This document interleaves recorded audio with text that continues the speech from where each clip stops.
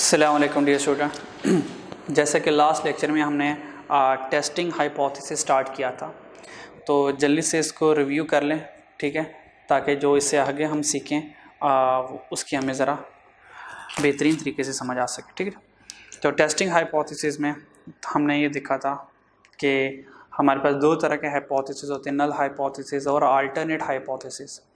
Null hypothesis आपको पता है कि हम टेस्ट करते हैं पॉसिबल रिजेक्शन के लिए। ठीक, जो नल हाइपोथेसिस कहेगा आपको पता है अल्टरनेट उसका हमेशा रिवर्स कह रहा होता है। जैसे कि नल ने कहा कि भाई हमने ये एनालिसिस किया कि जो एवरेज हाइट है कॉलेज स्टूडेंट की वो 65 है, तो नल ने कहा मीन पॉपुलेशन मीन इक्वल है 65, तो अल्टरनेट कहेगा नहीं 65 के इक्वल नहीं है, या ग्रेटर देन 65 है, या लेस देन 65 है। तो हमने क्वेश्चन को सॉल्व करने से पहले सबसे पहले जो स्टेप्स सिखाए थे उसमें नल और अल्टरनेट हाइपोथेसिस बनाना होता है, जैसे कि मैंने कहा था। तो हम सबसे पहले क्या करते हैं, formulate null hypothesis alternate hypothesis, हम नल और अल्टरनेट बनाते हैं। और मैंने कहा था इन दोनों में से जो सबसे इंपॉर्टेंट है वो अल्टरनेट हाइपोथेसिस है, यानी कि अल्टरनेट हाइपोथेसिस जो है ये हमें ये बताएगा कि वन टेल टेस्ट लगना है या टू टेल टेस्ट लगना है। ठीक है, सबसे पहले तो हमें ये पता चलना चाहिए ना, क्योंकि वन टेल की आपको पता है जी वैल्यू अलग होती है, टू टेल के लिए जी की वैल्यू अलग होती है। तो वन टेल लगना है या टू टेल लगना है ये कौन बताएगा, ये अल्टरनेट हाइपोथेसिस बताता है कि वन टेल टेस्ट लगना है या टू टेल टेस्ट लगना है, ये अल्टरनेट, इसलिए ये इंपॉर्टेंट है। ठीक है नहीं, अब अल्टरनेट हाइपोथेसिस या नल हाइपोथेसिस हमें क्वेश्चन में कैसे पता चलेगा। मैंने कहा बड़ा आसान, अगर क्वेश्चन में नो डिफरेंस या सेम का वर्ड लिखा है इट्स मीन ये एच नॉट की बात कर रहा है, इक्वल का, एटलीस्ट का, एटमोस्ट का या ज़ीरो का, जब ये सारे वर्ड लिखे होंगे ये सारे के सारे वर्ड नल हाइपोथेसिस के लिए हैं। डिफरेंट मीन नॉट इक्वल, उसके बाद less than, greater than, it's mean ये H1 है। तो याद रखिएगा ये जो नल हाइपोथेसिस होता है ये हमेशा इक्वालिटी के साथ आता है। देखें इक्वल, इक्वल, ये देखें नीचे इक्वल, और ये देखें नीचे इक्वल, तो इक्वालिटी हमेशा नल हाइपोथेसिस के साथ आती है। अल्टरनेट के साथ कहीं भी देखें इक्वालिटी नज़र नहीं आ रही, कहीं भी इक्वालिटी नज़र नहीं आ रही। तो इक्वालिटी ऑलवेज, मैंने लिखा था equality always exist with H not, ये बात याद रखनी है।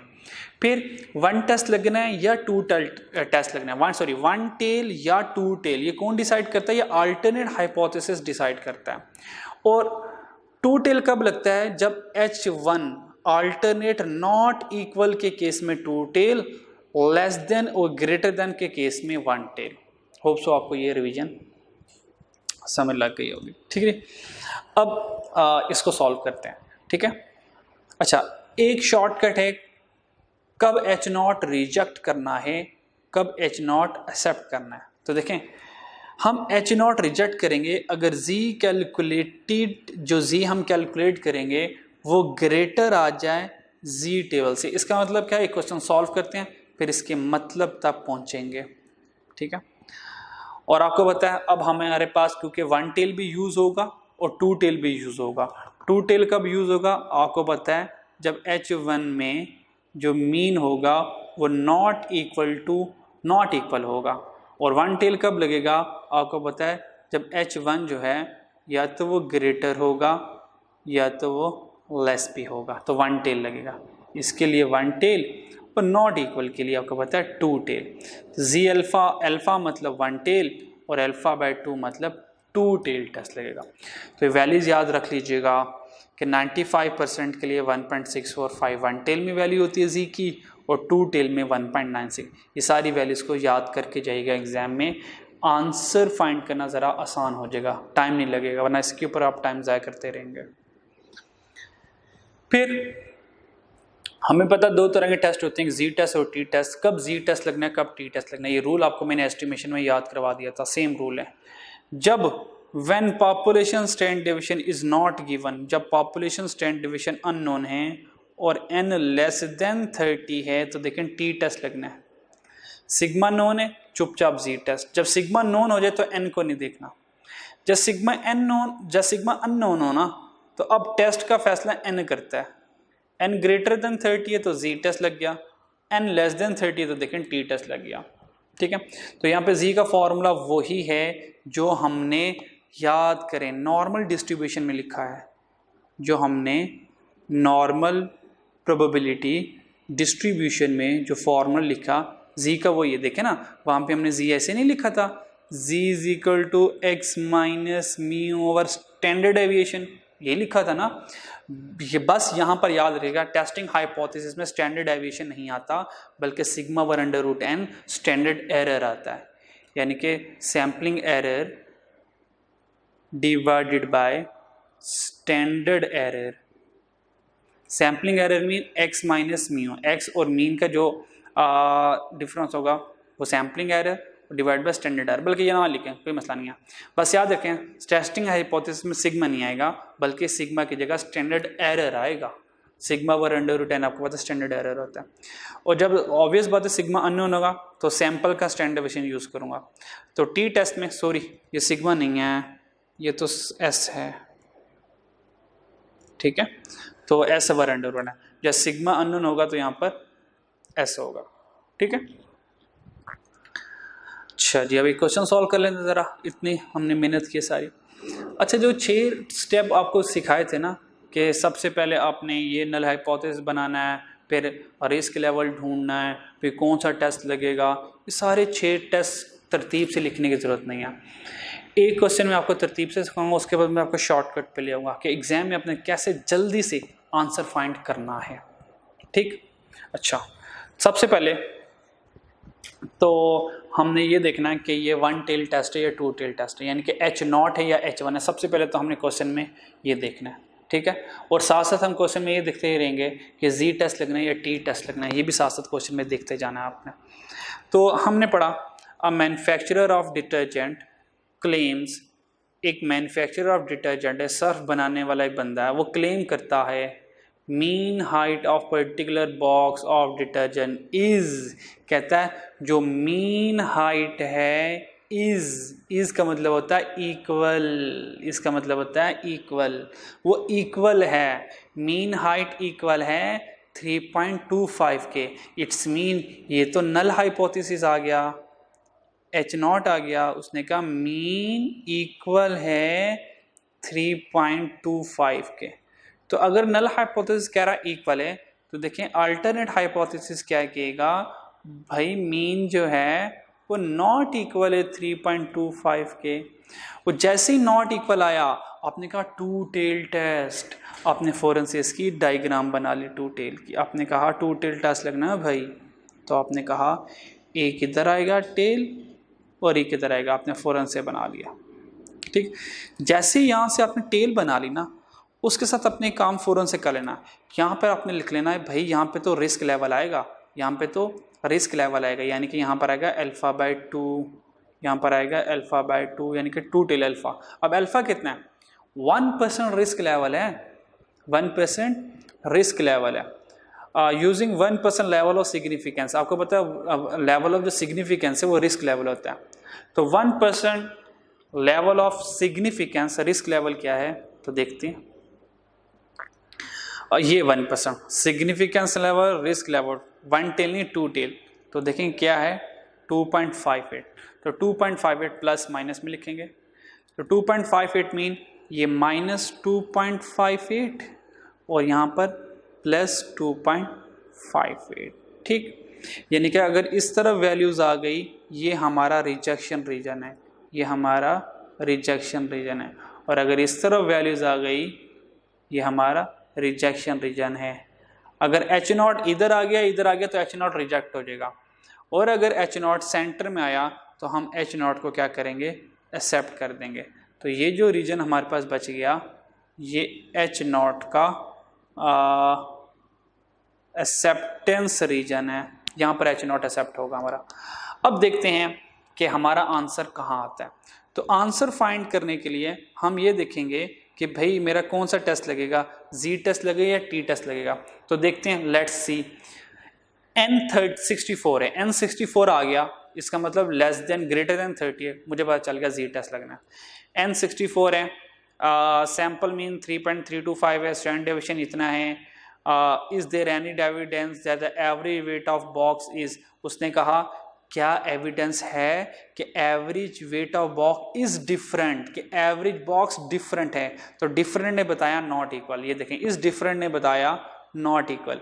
अगर ये नॉट इक्वल है तो एच नॉट इक्वल होगा, ठीक है। और इसने भी बता दिया था, इसने बताया था कि एच नॉट इक्वल है, अगर ये इक्वल है तो एच वन नॉट इक्वल होगा, ठीक है। अच्छा जी, अब स्टार्ट करते हैं। जी टेस्ट लगना है, मुझे कैसे पता चला जी टेस्ट लगना है, क्योंकि n ग्रेटर देन 30 है, ठीक है, n ग्रेटर देन 30 है। जबकि देखें ये स्टैंडर्ड डेविएशन कौन सा मेरे पास, ये स्टैंडर्ड डेविएशन सैंपल एवरेज है, सैंपल मीन है ये, और ये सैंपल मीन है ये, और ये स्टैंडर्ड डेविएशन भी किसका है, अ रैंडम सैंपल। जब पैरा सैंपल का चल रहा है, n सैंपल है, तो मीन भी सैंपल स्टैंडर्ड डेविएशन सैंपल, इसका मतलब सिग्मा अननोन था, तो हमने n देखा ग्रेटर देन 30, हमने जी टेस्ट लगा लिया। तो जी टेस्ट हमें पता है z is equal to x minus mu over sigma over under root n, ठीक है जी।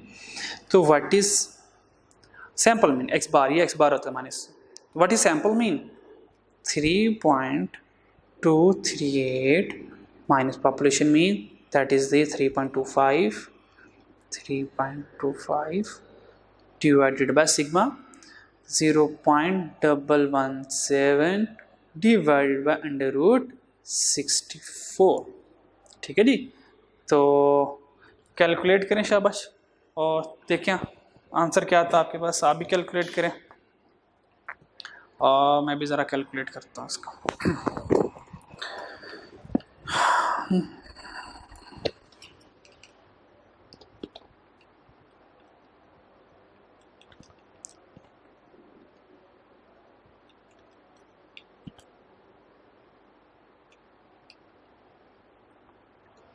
आंसर आ गया -0.82, आंसर आ गया -0.82, ये आंसर आ गया हमारा। ये जो आंसर था ना, ये आंसर कहलाता है z कैलकुलेटेड। ये z हमने क्या किया, कैलकुलेट किया, ये z कैलकुलेटेड।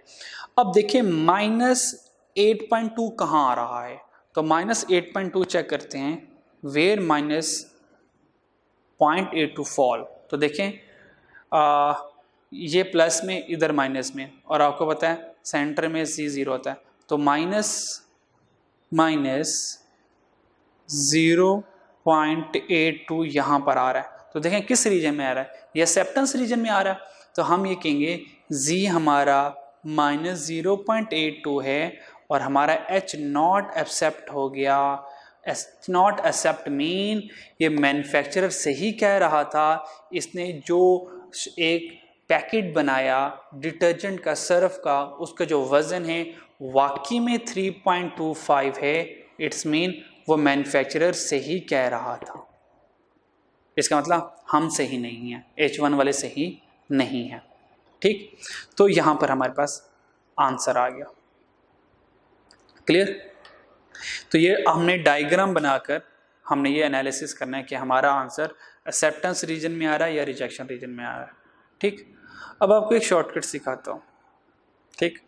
मान लें कि आपने डायग्राम नहीं बनाई, या आपने डायग्राम नहीं बनाई, इस डायग्राम के ना बनाने से हम कैसे पता चला सकते हैं कि H नॉट एक्सेप्ट हो रहा है या रिजेक्ट हो रहा है। तो बड़ा आसान, हमने कहा कि, बल्कि आपको पहले दिखा दूँ हमने बात कहाँ पढ़ी, ये देखें हमने पढ़ा H नॉट रिजेक्ट होगा अगर Z कैलकुलेटेड का आंसर ग्रेटर आ जाए Z टेबल से, ठीक है। अब चेक करते हैं what is Z calculated. Z calculated कितना है -1.08, ये Z कैलकुलेटेड होता है, और Z टेबल, ये Z टेबल होता है, ये Z टेबल होता है, क्योंकि ये माइनस में और प्लस में दोनों में आ रहा होता है ना, माइनस और प्लस दोनों में आ रहा होता है, ठीक है। तो अगर हम ये देखें कि इन दोनों में से ग्रेटर कौन है, तो सिर्फ इनके साइन को इग्नोर कर दें, लिखें 2.58। अब बताएं ये ग्रेटर है या ये ग्रेटर है, कौन ग्रेटर है। इट्स मीन ये ग्रेटर नहीं है, ये लेस है। अगर ये लेस है तो हमने डायग्राम के बनाए बगैर कह दिया H0 is accepted. H0 reject तब होगा जब z कैलकुलेटेड ग्रेटर होता है ना। तो देखें -0.82 लेस होता है 2.58। यहाँ से साइन इग्नोर कर देने, क्योंकि ये माइनस प्लस दोनों में आ रहा होता है, साइन को इग्नोर कर देने से वैल्यूज को कंपेयर करें।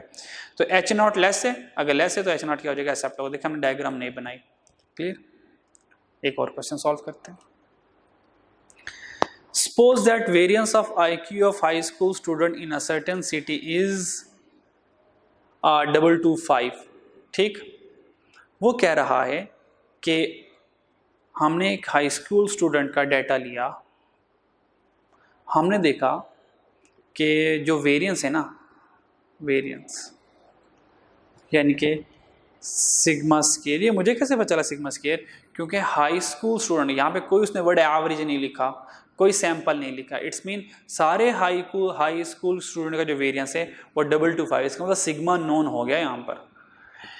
एन कितना है 36। हमने कहा अगर सिग्मा नोन है तो एन को तो हम वैसे लिफ्ट नहीं कराते, बेशक 36 हो बेशक 16 क्यों ना हो, जी टेस्ट लगना मुझे पता चल गया। तो मैंने फ़ौरन से सबसे पहले तो टेस्ट लगाया ना कि जी टेस्ट मेरा लग जाना है।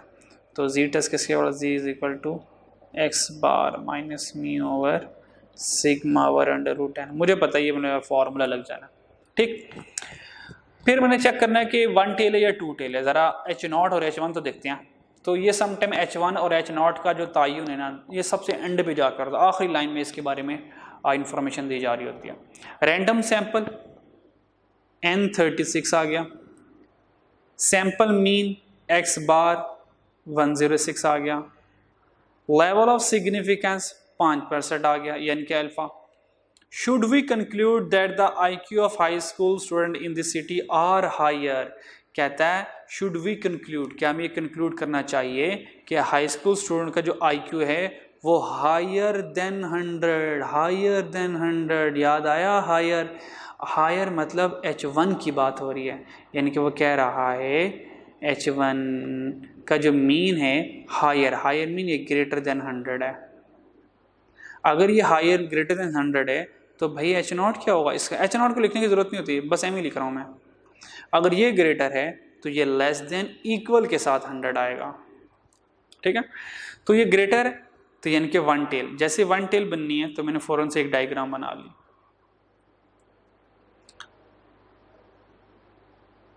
ठीक, उसने कहा ग्रेटर देन 100 से ग्रेटर चाहिए, 100 से ग्रेटर चाहिए।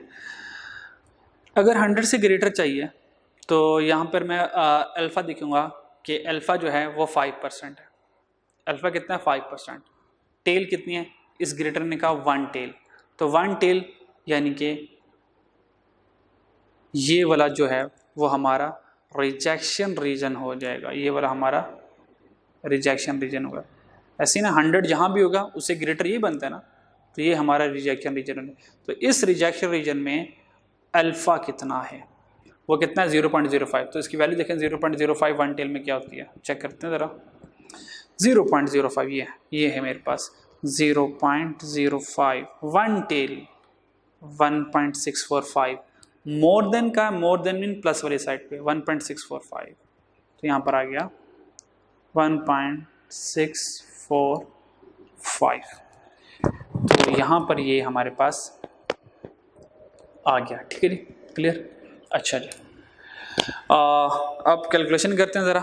ठीक है, कैलकुलेशन के लिए what is sample mean 106 minus what is mean कितना है 100, स्टैंड डेविएशन कितना है, स्टैंड डेविएशन जो है वो हमारे पास गिवन नहीं, वेरिएंस गिवन है ना। तो वेरिएंस अगर 225 है तो स्टैंड डेविएशन कितना हुआ, √225 इज इक्वल टू 15। तो 15 हुआ, तो आंसर आ गया 15 डिवाइड बाय √36।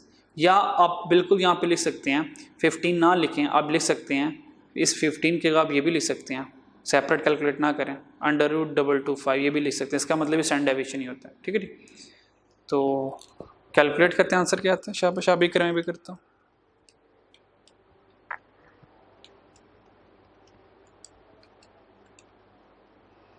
आंसर आ गया 2.4, आंसर आ गया 2.4। अब देखें ये जो 2.4 कहाँ आ रहा है, तो देखें 2.4 जो है 1.645 के बाद 2.4 आ रहा है, तो देखें जो मेरा 2.4 है ये मेरा रिजेक्शन रीजन में चलेगा। देखें 2.4 यहाँ आ रहा है, जब 2.4 रिजेक्शन रीजन में आ रहा है तो मैं कहूँगा H0 इज रिजेक्टेड। हम H0 को अपना रिजेक्ट कर देंगे। और अगर मैं ग्राफ नहीं होता, वो हमारा पुराना वाला रूल वो क्या था, z कैलकुलेटेड कितना है 2.4 और z टेबल कितना है 1.645। इन दोनों को कंपेयर करो कौन बड़ा है, ये ग्रेटर है। अगर z कैलकुलेटेड ग्रेटर है, आपको पता है H0 रिजेक्ट होता है, H0 रिजेक्ट, क्वेश्चन खत्म। ये टेस्टिंग, ये हाइपोथेसिस टेस्टिंग है, इतनी आसान सी, ठीक है। एक और क्वेश्चन देखते हैं, कहता है अ रैंडम सैंपल ऑफ 10। हमने कहा ओहो 30 से कम आ गया, हमने कहा काश सिग्मा गिवन हो अब, क्योंकि जी टेस्ट आसान होता है, जी टेस्ट हम लगाएंगे। कहता है सैंपल 10 आ गया from a population give mean. कहता है 10 का सैंपल लिया पॉपुलेशन से, 10 का सैंपल ने जो हमें मीन दिया वो 20 दिया, that is x bar. Sum of square of deviation from mean is 144। उसने sum of square of deviation दे दिया। हमने कहा ओहो, इसका मतलब उसने तो हमें स्टैंडर्ड डेविएशन गिवन नहीं किया, यानी कि स्टैंडर्ड डेविएशन का फॉर्मूला वो कह रहा है कि फॉर्मूला लगाकर खुद स्टैंडर्ड डेविएशन फाइंड करो। हमने कहा कर लेते हैं। हमने कहा एस का फॉर्मूला होता है कि summation x minus x bar whole square over n. हमने कहा यहाँ पर n आएगा या n-1 आएगा। हमने कहा अगर z टेस्ट है तो n आएगा, t टेस्ट है तो n-1 आएगा। तो हमने कहा कि सैंपल साइज 10 है और पॉपुलेशन स्टैंडर्ड डेविएशन गिवन नहीं है, सैंपल का स्टैंडर्ड डेविएशन गिवन है, इट्स मीन t टेस्ट लगना है। तो हमने पता चल गया कि t टेस्ट लगना है, यानी कि t is equal to x bar minus mean over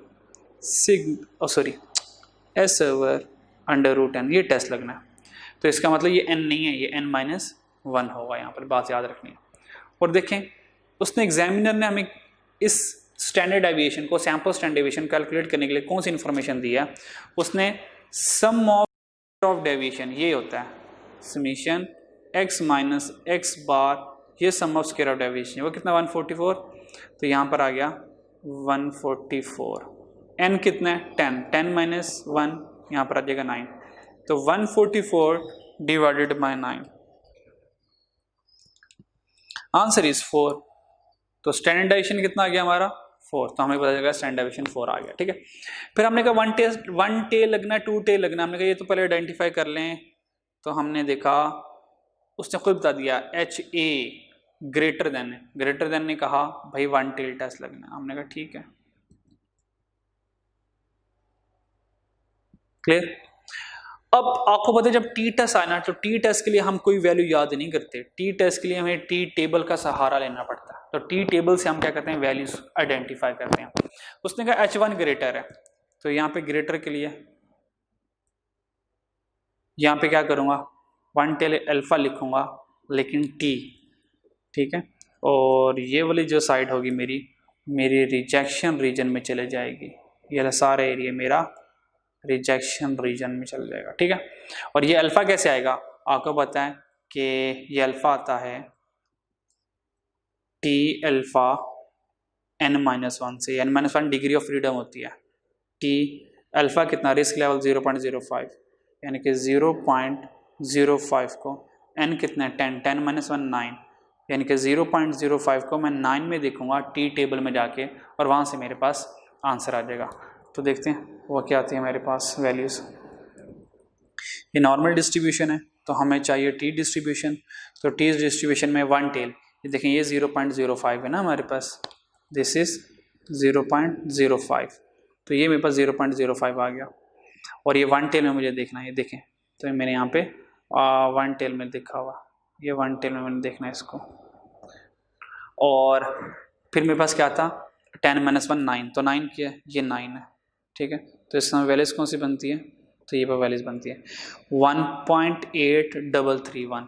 तो ये मेरे पास वैल्यूज आएगी किसकी, टी अल्फा n-1 की। ठीक है, ये मेरा रिस्क लेवल है टी डिस्ट्रीब्यूशन में। तो आंसर आ गया 1.8331। तो मैंने लिख लिया 1.8331, 1.8331।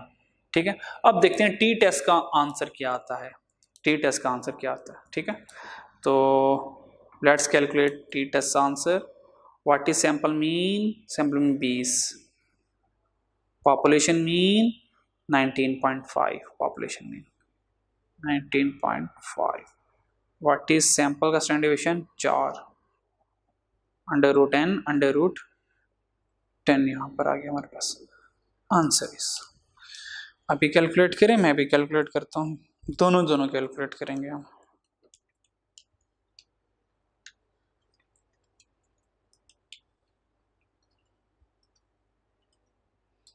Answer is 0.3953। अगर 4 डेसिमल प्लेस पे लिखना है मैंने तो 0.3953। ठीक है, तो ये हमारे पास आंसर आ गया।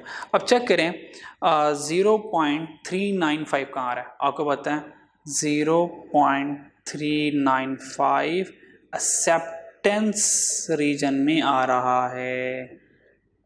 अगर एक्सेप्टेंस रीजन में आ रहा है तो हमने कहा टी का आंसर क्या आया 0.395, तो देखें 0.395, तो टी क्या हुआ, हमने कहा एक्सेप्टेंस रीजन में आ रहा है तो हमने इसको एक्सेप्ट कर दिया, हमने इसको एक्सेप्ट कर दिया।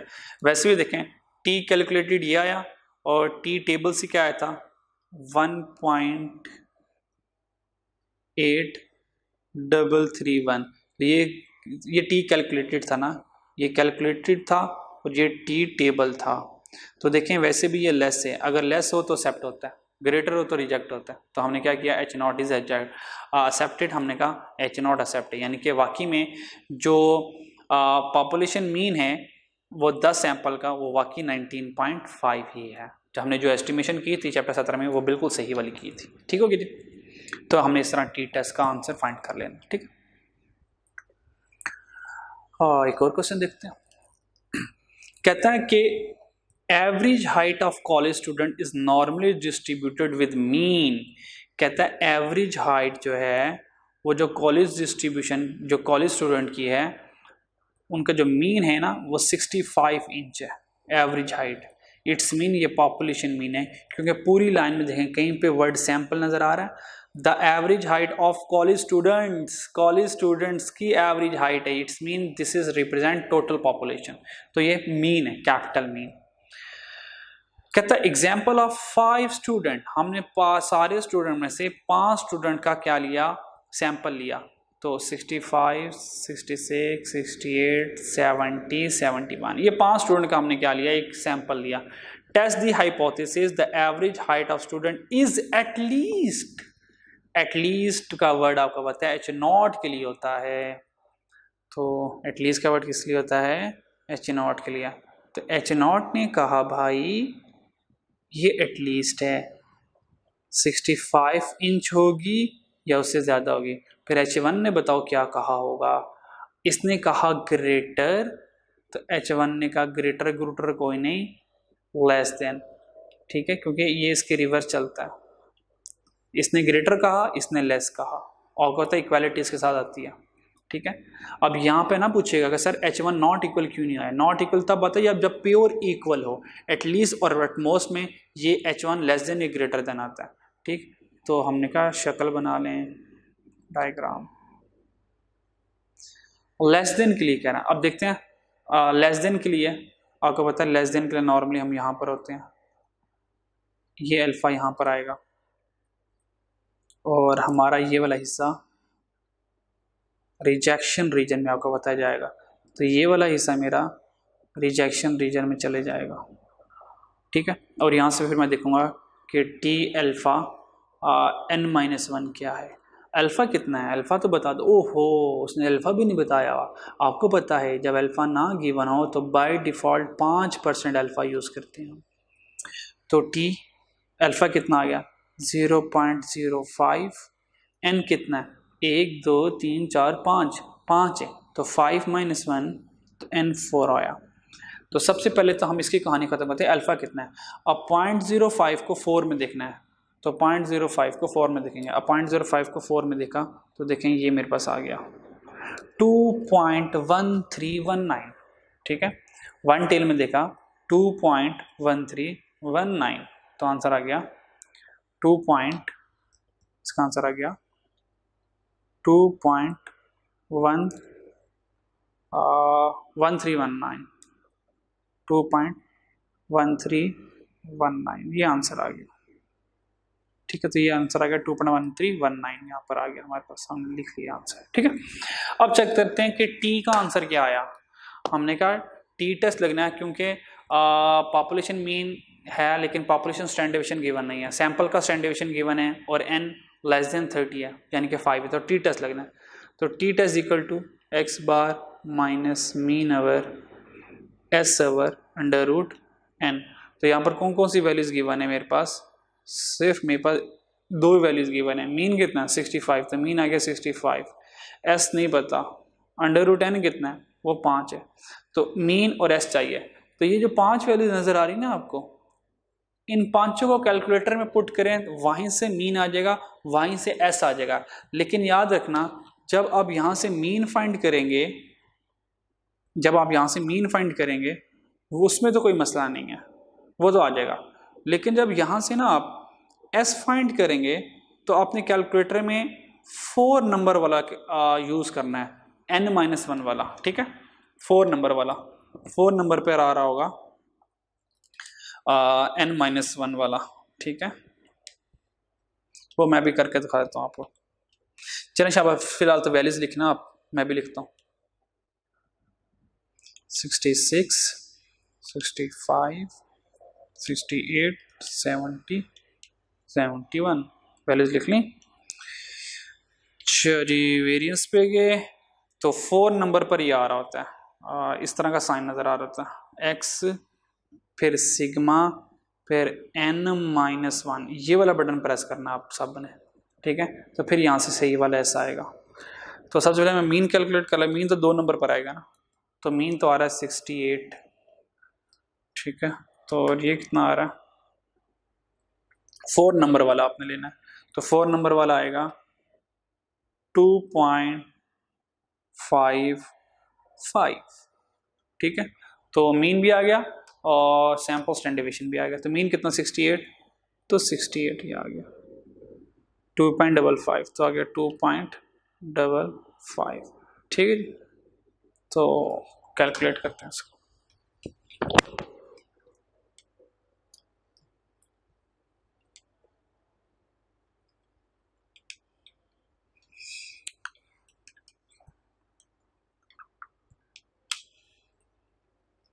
आंसर आ गया 2.63, 2.63, तो 2.63 ये आंसर आ गया।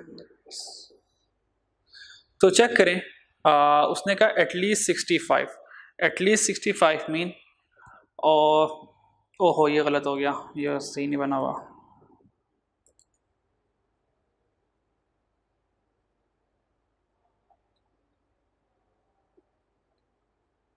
एटलीस्ट 65 नहीं नहीं, ओह सही था, ठीक था ठीक था ठीक है। H1 जो है, सॉरी वो मैं सुधे, H1 जो है वो लेस देन है यानी कि ठीक है, ये हमारा रिजेक्शन रीजन ही है, ठीक है ठीक है बिल्कुल सही है, ये हमारा रिजेक्शन रीजन ही है, ठीक। तो हमारा आंसर कहाँ आया देखते हैं। ये जो था रिजेक्शन रीजन ये था 2.1319 पर, और हमारा आंसर क्या है 2.63, यानी कि हमारा आंसर इससे आगे आया ना 2.63। तो हमारा H0 कहाँ आ रहा है, हमारा H0 एक्सेप्टेंस रीजन में आ रहा है। तो 2.13 के बाद 2.63 आता है ना, क्योंकि वैल्यूज जो हैं वो लेफ्ट टू राइट मूव कर रही होती हैं, ठीक है। तो हमने कहा T कितना आया 2.63, हमने कहा T जो है 2.63 है, और क्योंकि एच नॉट एक्सेप्टेंस रीजन में आ रहा है, हमने कहा एच नॉट एक्सेप्ट हो गया, यानी कि जो मीन हाइट है या तो वो कम से कम 65 होगी या तो वो 65 से ज़्यादा होगी। ठीक है, तो हमने क्या किया, ये हमारा राइट आंसर आ गया। ठीक है, क्लियर। तो इस तरह से हम कर लेंगे। ठीक है, और वैसे भी अगर देखें तो टी कैलकुलेटेड क्या आया 2.63, और टी जो है टेबल वाला वैल्यूज़ क्या थी 2.1319, तो ये हमारे पास थी टी टेबल वाली वैल्यू। तो देखें ये ग्रेटर है, अगर ये ग्रेटर हो 2.63 ग्रेटर हो तो एक्सेप्ट करते हैं। तो बेशक आप डायग्राम बिल्कुल ना बनाएं, इससे मिनटों में आप एनालिसिस करते हैं, डायग्राम से आपको बिल्कुल भी क्रिटिकल रीजन बनाने की ज़रूरत नहीं है। ठीक हो गया, आसान सा था, बस हाइपोथेसिस ख़त्म हो गई, अब आगे बस आसान आसान सी चीज़ें रह गई हैं। नेक्स्ट क्वेश्चन ये है, कह रहा है कि डिफरेंस ऑफ टू पॉपुलेशन, देखिए ये डिफरेंस ऑफ टू पॉपुलेशन में मीन पढ़ लिया, अब पढ़ रहे हैं difference between two population mean, दो पॉपुलेशन के दरमियान डिफरेंस क्या है। तो फॉर्मूला वही है x माइनस ये x1 नहीं है असल में, ये ना मीन 1 है, mean 1 minus mean 2 minus population mean minus population 2 और वेरिएंस 1 का स्क्वायर n1 प्लस वेरिएंट 2 का स्क्वायर n2। ठीक है, और इस तरह जब सिग्मा अननोन होगा तो स्टैंडर्ड डेविएशन का सैंपल का यहाँ पर आ रहा होगा, लेकिन कोई टेंशन नहीं है आपको, जी टेस्ट लगाना है, सिग्मा हो सैंपल हो कोई टेंशन नहीं है, हमें बस ये फॉर्मूला याद कर लें। ठीक है, क्वेश्चन देखते हैं आप। क्वेश्चन पढ़ा, उसने कहा अ रैंडम सैंपल ऑफ 100, कहता 100 वर्कर हैं, एवरेज 14 मिनट, कहता 100 वर्कर जो है ना वो 14 मिनट में काम मुकम्मल कर लेते हैं। हमने चेक किया, और फिर हमने 150 वर्कर लिया, another large form took an average, हमने 150 वर्कर लिया, हमने चेक किया यार वो 11 मिनट में काम मुकम्मल कर लेते हैं। हमने कहा 5% जो रिस्क लेवल है हो सकता है, 5% रिस्क लेवल है। स्टैंडर्ड डेविएशन जो है पहले वर्कर का वो 2 है, दूसरे वर्कर का 3 है। कहना था can it be assume level of significance that the average time taken by workers in two form is same.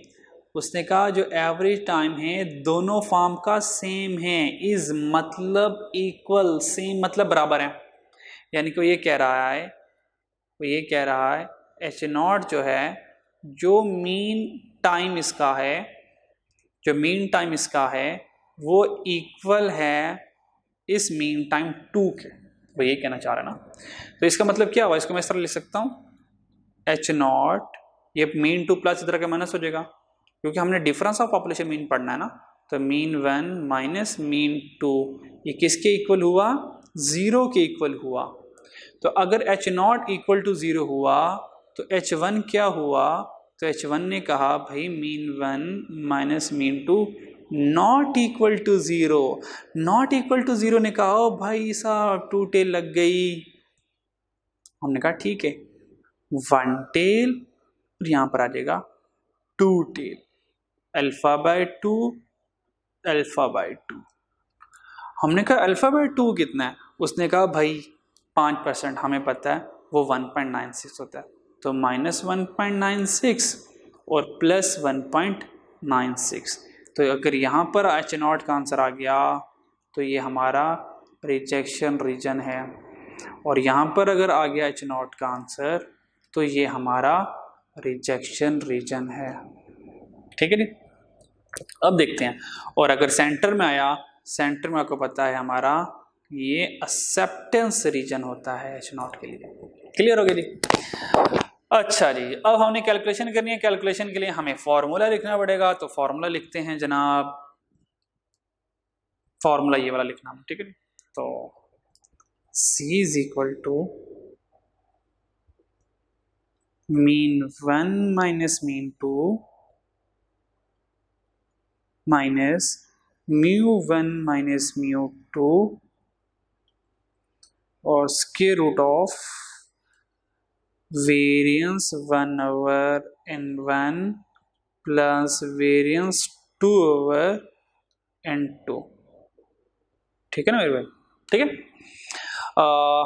अब वैल्यूज पुट कर लेते हैं जरा। Mean one minus mean two कितना है? What is mean one? Sample ये हो गया n1, ये हो गया मीन वन, ये हो गया n2 और ये हो गया मीन टू। तो मीन वन कितना है?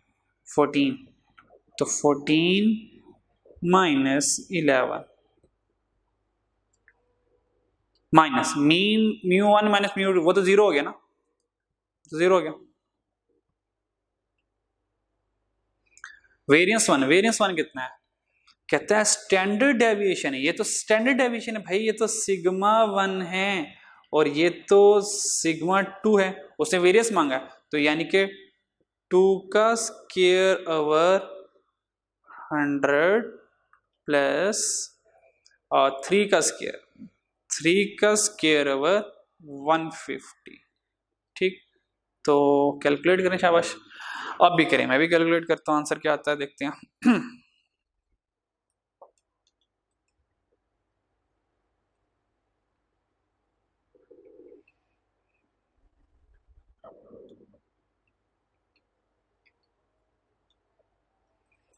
आंसर आ गया 9.49। आंसर आ गया 9.49 आंसर आ गया।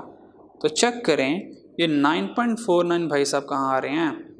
9 ओ तेरी खैर, ये तो बहुत आगे निकल गया, ये तो यहाँ पर आ रहे हैं मेरे ख्याल में। 9.49 यहाँ आ रहे हैं, it's mean H not reject हो गया। तो हमने कहा H नॉट इज रिजेक्टेड, क्योंकि ये कहाँ आ रहा है? क्योंकि ये क्रिटिकल रीजन में आ रहा है। ठीक है, क्योंकि ये क्रिटिकल रीजन में आ रहा है, सॉरी ये रिजेक्शन रीजन में आ रहा है, तो रिजेक्शन रीजन में आ रहा है। ठीक है, और वैसे भी देखें Z कैलकुलेटेड ये है, टेबल कितना है? 1.96, तो ऑब्वियस बात है ये ग्रेटर है। तो जब Z कैलकुलेटेड ग्रेटर हो तो आपको पता रिजेक्ट करते हैं हम। कितना आसान क्वेश्चन है ये तो। टेस्टिंग हाइपोथेसिस बड़ी आसान है वैसे ये तो, अगर फार्मूलाज आ जाए, थोड़ा सा कंसेप्ट माइंड में बिठा लो। ठीक, अच्छा नेक्स्ट क्वेश्चन करें। अच्छा नेक्स्ट क्वेश्चन में ना मैं हर एक डायग्राम को तस्वीर बना के बता रहा हूँ, तस्वीर के साथ। तो तस्वीर के साथ ज़रा कॉन्फिडेंस लेवल 100% पहुँच जाता है, लेकिन देखें तस्वीर बनाने में वक्त लगता है। अगला क्वेश्चन मैं सॉल्व करवाता हूँ लेकिन तस्वीर बनाए बगैर। हम डायरेक्ट अगर एग्जाम में हमने एनालिसिस करने हो तो क्विक एनालिसिस कैसे करेंगे? ठीक, क्वेश्चन थोड़ा सा अजीबोगरीब सा आ गया, तो देखता हूँ कि डायरेक्ट करना कि नहीं करना, क्योंकि यहाँ पर हमारे पास एक पेयर्ड ऑब्जर्वेशन आ गई। ये पेयर्ड ऑब्जर्वेशन क्या है? पेयर्ड ऑब्जर्वेशन ये होती है सेम चीज़ का इफेक्ट होगा आफ्टर और बिफोर के फॉर्म में। ठीक है, तो जैसे कि एक वो मंशूरी आती है, एडवर्टीजमेंट आती है कि भाई आप हमारी मेडिसिन यूज़ करें। एक मोटा बंदा लेके आते हैं, वो मोटा बंदा क्या है, पहले वो मोटा बंदा दिखाते हैं, काफ़ी हेल्दी होता है, कि आप हमारी ये मेडिसिन यूज़ करें, आफ्टर 3 मंथ आप इतना वेट आपका रिड्यूस हो जाएगा। हम 95% कॉन्फिडेंट हैं कि जो मेडिसिन यूज़ करता है वो वेट लूज़ करता ही करता है। हमने चेक करना कि वाकई में इनकी मेडिसिन में ये असरात हैं क्या, मोटे बंदे को ये पतला कर देते हैं या बस इन्होंने एम ही लिख दिया। ठीक, तो ये पेड ऑब्जर्वेशन होती है, यानी कि मेडिफोर लिखेंगे कि मेडिसिन यूज़ करने से पहले इतना मोटा, मेडिसिन यूज़ करने के बाद पतला हो गया। ठीक है, तो ये पेड ऑब्जर्वेशन होती है। पेड ऑब्जर्वेशन को फॉर्मूला ये होता है कि देखें डी कहते हैं डिफरेंस ऑफ मीन, यानी कि x1 और x2, यानी कि एक after minus before, after minus before हम लेंगे, यानी कि मीन डिफरेंस लेंगे ना वैल्यूज का, आफ्टर माइनस बिफोर। ये डी फॉर डिफरेंस है, दो वैल्यूज का। तो आपको पता है यहाँ पर डिफरेंस है, तो यहाँ पर x बार आता है नॉर्मली, तो ठीक है, अब डी ना लिखें, मुझे कोई इतराज है, डी कोई फॉर्मूला नहीं है, डी इसलिए लिखा हुआ है कि x1 और x2 दोनों वैल्यूज का डिफरेंस है। फिर क्या करना है, सबसे पहले डिफरेंस कैलकुलेट करना है, फिर डिफरेंस का मीन लेना है, ये लिखा हुआ है डिफरेंस का मीन। ये पॉपुलेशन किसका है, डिफरेंस का। ये स्टैंडर्ड डेविएशन किसका, डिफरेंस का। और √n, अगर आप इसको इस तरह भी लिख देना मुझे फिर भी कोई इतराज नहीं होगा आप पर, जिस तरह हम टी लिखते हैं इस तरह लिख लेंगे, मुझे कोई इतराज नहीं। हमने कौन सा एग्जामिनर का फॉर्मूला शो करवाना। और अगर टी टेस्ट होगा तो n-1, अगर n ग्रेटर देन 30 होगा आपको पता जी टेस्ट है, लेकिन हमारे क्वेश्चन में वैल्यूज कम है तो टी टेस्ट लग रहा है। Let's check. तो देखें 4 बंदे हैं, तो 4 बंदे आपको देखें 30 से कम ही है तो टी टेस्ट लगना मुझे पता चल गया। उसने कहा the weight of 4 person before they stop smoking and 5 week after they stop smoking. हमने कहा 4 बंदों को हमने एनालिसिस किया, हमने कहा कि भाई 5 वीक्स तक आपने सिगरेट पीनी है। हम चेक करेंगे कि बिफोर यू स्टॉप स्मोकिंग, ठीक, आपका वेट के ऊपर क्या इफेक्ट आया। आपने 5 हफ्ते तक सिगरेट पी, सिगरेट पीने से पहले, ठीक है, आपका वेट क्या था, और सिगरेट छोड़ने के बाद आफ्टर स्टॉप स्मोकिंग आपका वेट कितना, यानी कि सिगरेट पीने से पहले वेट कितना था, सिगरेट पीने के बाद वेट कितना है। फिर हम एनालिसिस करेंगे कि क्या सिगरेट पीने से हमारी सेहत पर कोई असर आता है या नहीं आता। क्या सिगरेट पीने से मैं कमज़ोर तो नहीं हो गया, या सिगरेट पीने से मैं मोटा तो नहीं हो गया। क्या सिगरेट पीने से हमारी सेहत पर कोई असर आता है या नहीं आता, इसको टेस्ट करेंगे हम, ठीक है नहीं। तो 4 बंदों को लिया, तो सबसे पहले हमने क्या करना है, उनका डिफरेंस लेना है। हमने क्या लेना है, उनका डिफरेंस लेना है। तो डिफरेंस किस तरह लेना है आप चेक करते हैं। डिफरेंस का फॉर्मूला था आफ्टर माइनस बिफोर, यानी कि 154 माइनस 148। अच्छा समटाइम ये भूल जाता है, मुझे खुद भूल जाता है कि मुझे 154 माइनस 148 करना था या 148 माइनस 154 करना था, क्योंकि अगर मैं 154 माइनस 148 करूंगा आंसर प्लस में आएगा, और अगर 148 माइनस 154 करूंगा आंसर माइनस में आएगा। तो ये अगर थोड़ा सा भी गलत हो गया, ऊपर नीचे हो गया, मेरा सारा क्वेश्चन डूब जाएगा। तो इसका तरीका ये है, हम रट्टा के बजाय यानी कि आफ्टर माइनस बिफोर के कॉन्सेप्ट के बजाय कॉन्सेप्ट सीखते हैं। देखो सिगरेट से पहले उसका वजन था 148, सिगरेट पीने के बाद उसका वजन इंक्रीज हुआ या डिक्रीज हुआ, इंक्रीज हुआ, इंक्रीज होगा तो प्लस में लिख दें, इंक्रीज हुआ तो प्लस में लिख दें। तो कितना प्लस में लिखना है हमने, तो +6 आ गया यहां पर, ठीक है। इस बंदे के ऊपर कोई इंपैक्ट नहीं आया सिगरेट का। सिगरेट से पहले इसका वजन 153 था, 153 पाउंड था, फिर 150 रह गया, इसका मतलब इसका वजन जो है वो 3 पाउंड से डिक्रीज हो गया, डिक्रीज हुआ माइनस कर दो। इसका वजन 118 से 20 पे चलेगा, इसने 2 का इंक्रीज किया, ये 5 वैल्यूज आ गए, 60 माइनस 32, ये रॉ डाटा बन गया ना आपका, 60 माइनस 32, ये रॉ डाटा बन गया, ठीक है, ये रॉ डाटा बन गया। अब इस रॉ डाटा को क्या करो, टेस्ट अप्लाई करो, ठीक है। अब टेस्ट क्या है, उसने कहा 5% यानी कि 95% कॉन्फिडेंट हैं कि smoking has no effect, no mean कोई इफेक्ट नहीं है, इक्वालिटी, यानी कि वो ये कह रहा है कि भाई H0 के मीन जो है उसका कोई इंपैक्ट नहीं है, यानी कि मीन इक्वल टू 0 है, 0 शो कर रहा है नो इफेक्ट को। लेकिन जब के H0 H1 कहेगा ओ भाई नहीं तुम इक्वल कह रहे हो, हम कहेंगे नॉट इक्वल टू 0, यानी कि नल हाइपोथेसिस कह रहे हैं कि स्मोकिंग का नो इफेक्ट है, जबकि अल्टरनेट कह रहे हैं कि भाई स्मोकिंग का इफेक्ट है, इसका इफेक्ट बिल्कुल है। इसका मतलब ये नॉट इक्वल है। अगर ये नॉट इक्वल है टू टेल है, अगर ये नॉट इक्वल है तो टू टेल है, ठीक। तो अब हमें पता चल गया टू टेल। सबसे पहले हम अल्फा चेक करेंगे ना कि टी अल्फा बाय 2 n-1 क्या है, यानी कि टी टेबल की वैल्यू क्या है।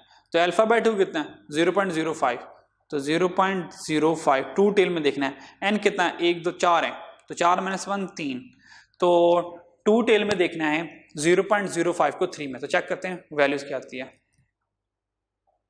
टू टेल, ये टू टेल है मेरे पास, ये मेरे पास टू टेल है, तो देखिए ये टू टेल आ गया मेरे पास, 0.05 ये आ गया मेरे पास, और 3 में देखना ये 3 है मेरे पास, तो ये 3 आ गया मेरे पास, ठीक है।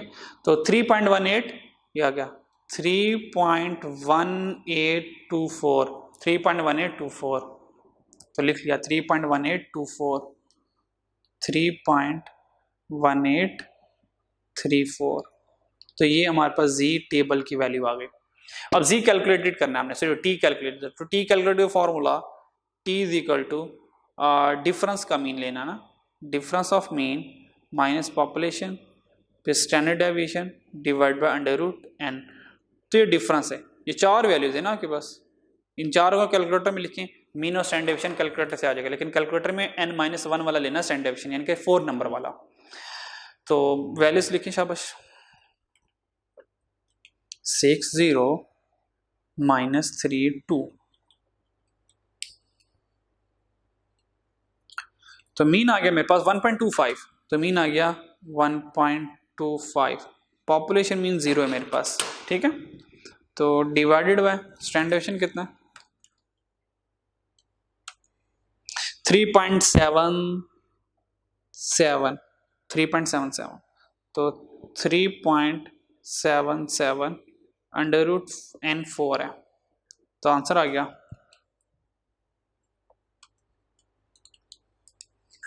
1.25 divided by 3.77 divided by under root 4, तो आंसर आ गया 0.663, ये आ गया 0.663, ठीक है। तो 0.663 आ गया मेरे पास, क्लियर है।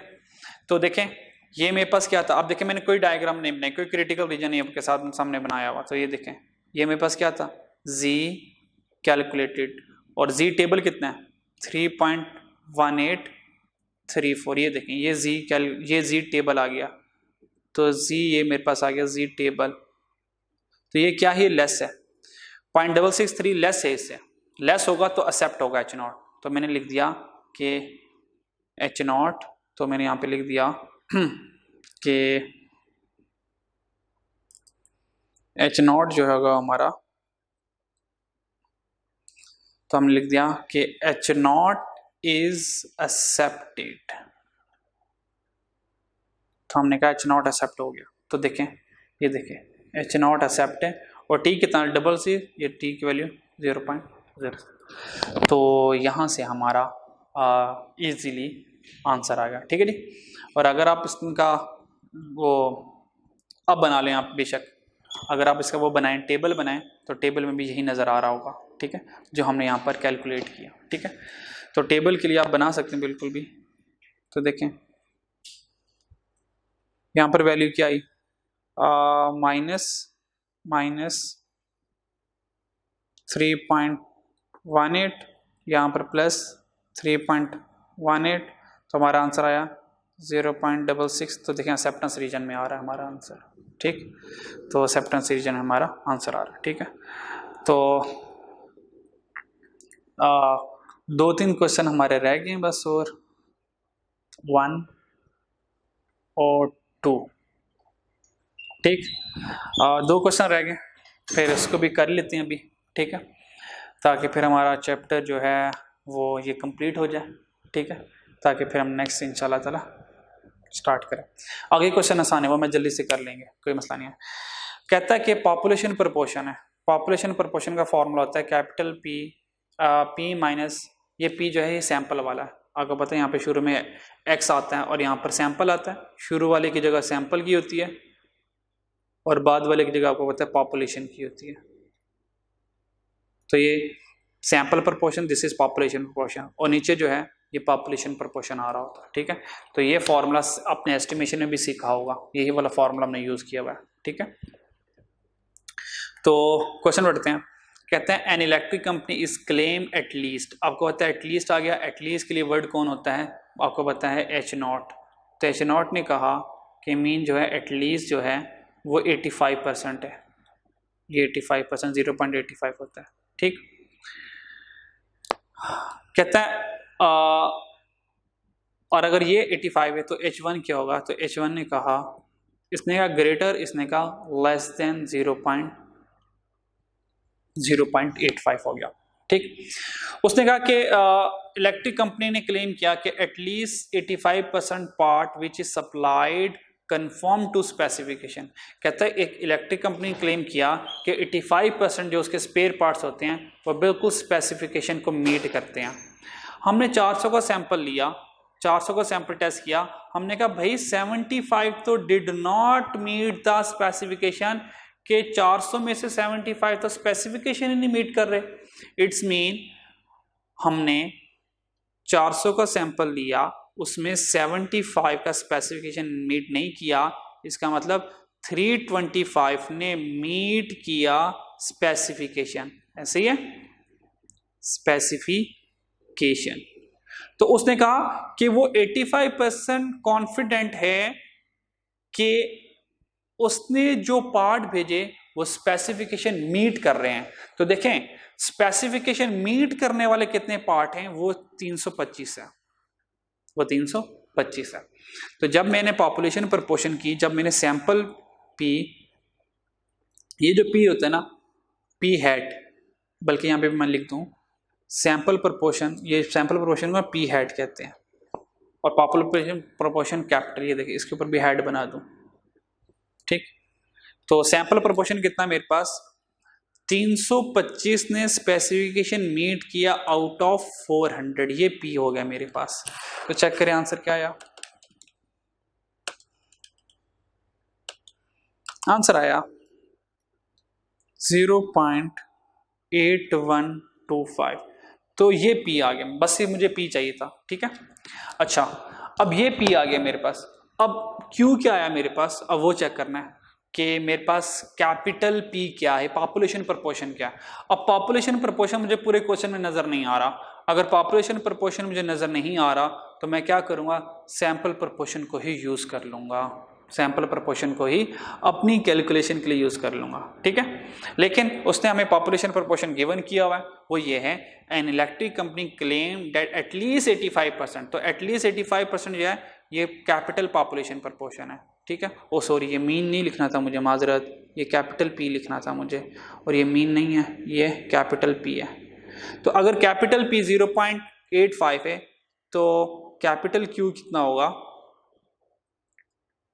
कैपिटल क्यू कितना होगा, वो मेरे पास 0.15 होगा, 0.15 होगा। ठीक है, तो सारी वैल्यूज आ गई। तो फॉर्मूला पुट करते हैं, आपको पता पॉपुलेशन प्रोपोर्शन में जी टेस्ट लिखते हैं, तो small P minus capital P divided by square root of capital P Q over N. तो square root of capital P capital Q divided by N.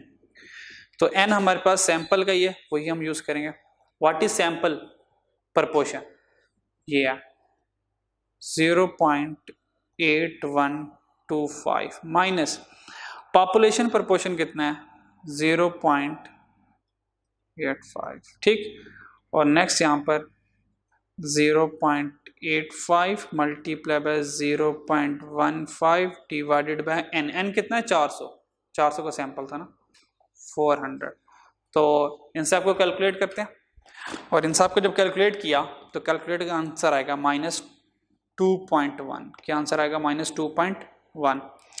तो ये क्या है मेरे पास जी कैलकुलेटेड। जी टेबल क्या है, लेवल ऑफ सिग्निफिकेंस क्या है 1%, 1% है, और हमारे पास ये लेस देन है। तो 1% लेस देन के लिए वैल्यू क्या होती है, 1% लेस देन के लिए वैल्यू होती है हमारे पास, ये देखें 1% लेस देन के लिए, वन टेल के लिए तो 2.33। तो 2.33 हम वैल्यूज यहाँ पे यूज करेंगे। ठीक है, 2.33। तो यहाँ पर आ गया 1%, तो 2.33। ठीक है, तो 2.33। अब ये देखें तो ये लेस है ना, तो अगर ये लेस हो तो H नॉट क्या होता है, एक्सेप्ट होता है। तो देखें हमने कहा H नॉट इज एक्सेप्टेड कितनी वैल्यू से, -2.1 से, यहाँ पर आ गया -2.1। ठीक है, तो ये हमारे पास पॉपुलेशन प्रपोर्शन का हाइपोथेसिस टेस्टिंग आ गया। ठीक है, मुश्किल तो नहीं था ना, आसान ही था। हाँ बिल्कुल आसान है, कोई मुश्किल बात नहीं है इसमें। लास्ट क्वेश्चन जो है चैप्टर नंबर 18 का, उसके बाद चैप्टर 18 खत्म। डिफरेंस ऑफ पॉपुलेशन प्रपोर्शन, अब पॉपुलेशन प्रपोर्शन में डिफरेंस आ जाएगा। सेम क्वेश्चन है, sample proportion 1 minus sample proportion 2, population proportion 1 population proportion 2, और नीचे जो है पॉपुलेशन प्रपोर्शन आएगा। अगर एग्जाम में some time population proportion given ना हो तो सैंपल प्रपोर्शन यूज कर सकते हो। अब जल्दी से चीजें इकट्ठी करते हैं।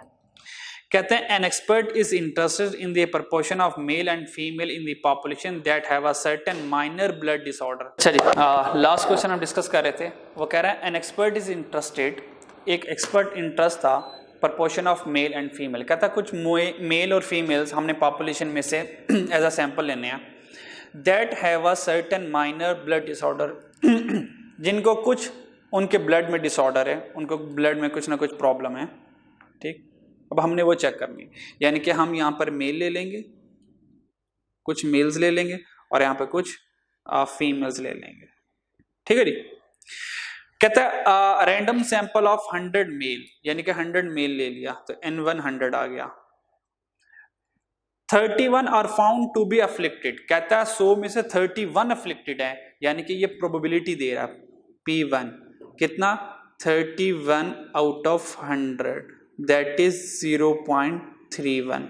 तो P1 ये है, तो Q1 कितना होगा, तो हमारे पास आ गया 31 था,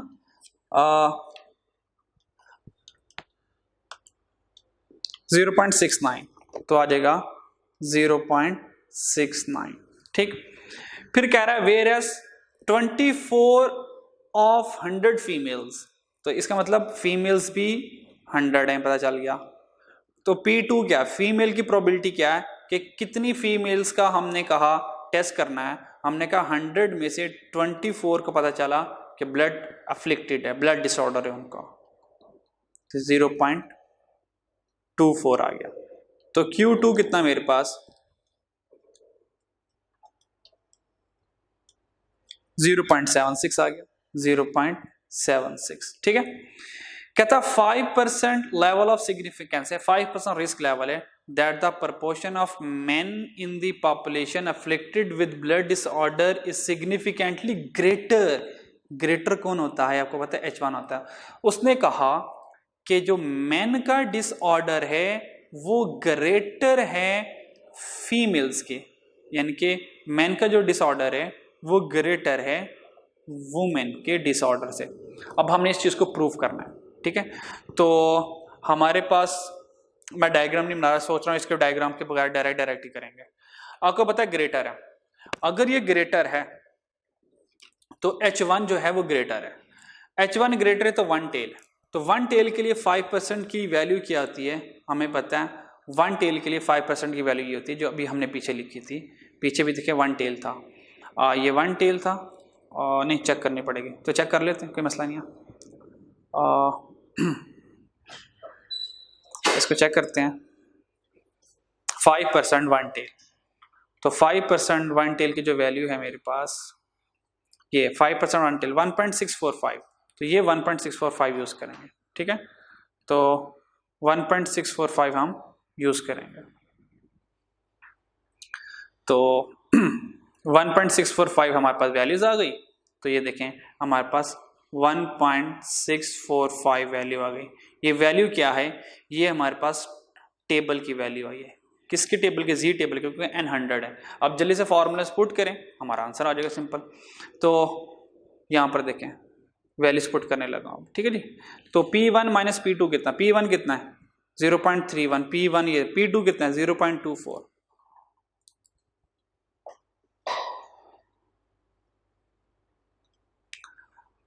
ये आ गया। पॉपुलेशन मीन गिवन नहीं है तो वो 0 है।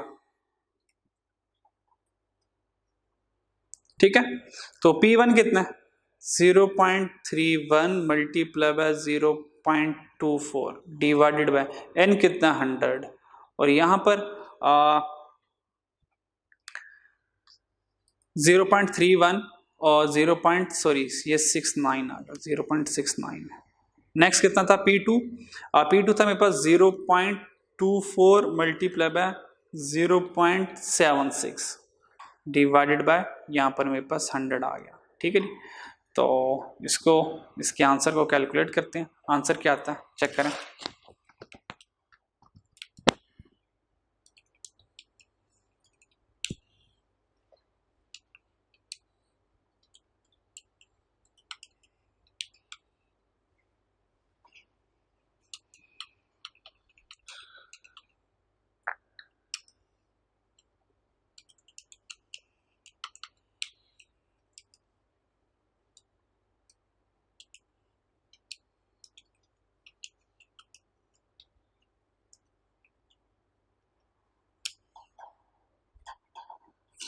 आंसर आ गया इसका 1.1111 1.11। तो 1.11 क्या है, जी कैलकुलेटेड, और जी टेबल क्या था हमारे पास 1.645 1.645। तो ये मेरे पास जी कैलकुलेटेड था, ये मेरे पास जी टेबल था। तो 1.11 है और 1.64 है, यानी कि ये लेस है। अगर ये लेस है तो क्या होना चाहिए, H नॉट एक्सेप्ट होना चाहिए। तो चेक करते हैं H नॉट एक्सेप्ट है या नहीं है। तो ये देखें H नॉट हमारा एक्सेप्ट है। कितनी वैल्यूज पर हुआ, जी की वैल्यू 1.11। तो ये देखें जी हमारे पास 1.11 ही है, ठीक है।